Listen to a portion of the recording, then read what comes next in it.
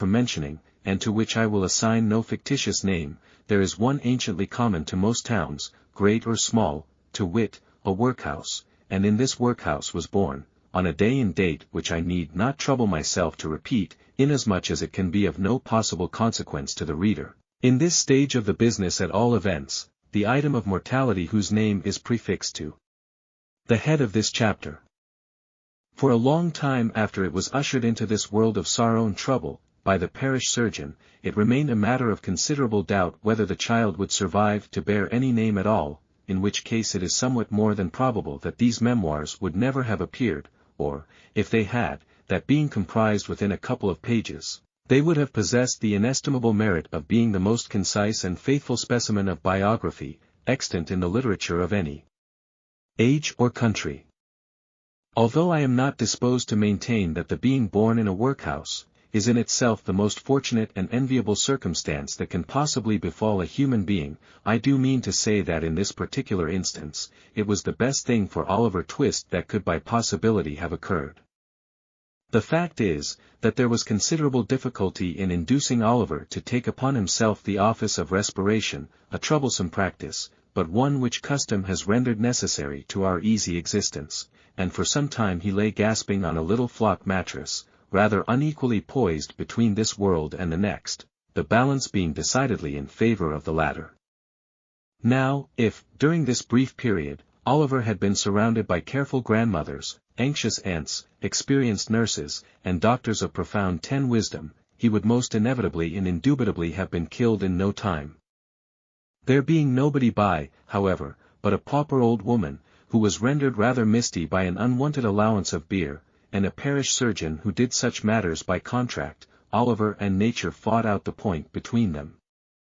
The result was, that, after a few struggles, Oliver breathed, sneezed, and proceeded to advertise to the inmates of the workhouse the fact of a new burden having been imposed upon the parish, by setting up as loud a cry as could reasonably have been expected from a male infant who had not been possessed of that very useful appendage, a voice, for a much longer space of time than 3 minutes and a quarter. As Oliver gave this first proof of the free and proper action of his lungs, the patchwork coverlet which was carelessly flung over the iron bedstead, rustled, the pale face of a young woman was raised feebly from the pillow, and a faint voice imperfectly articulated the words, "Let me see the child, and die."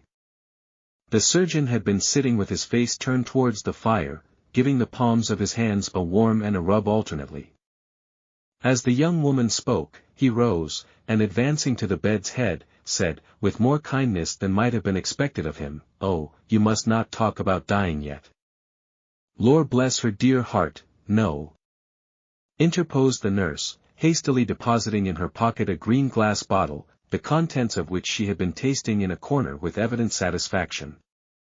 "Lord bless her dear heart, when she has lived as long as I have, sir, and had 13 children of her own, and all on 'em dead except 2, and them in the workus with me, she'll know better than to take on in that way, bless her dear heart.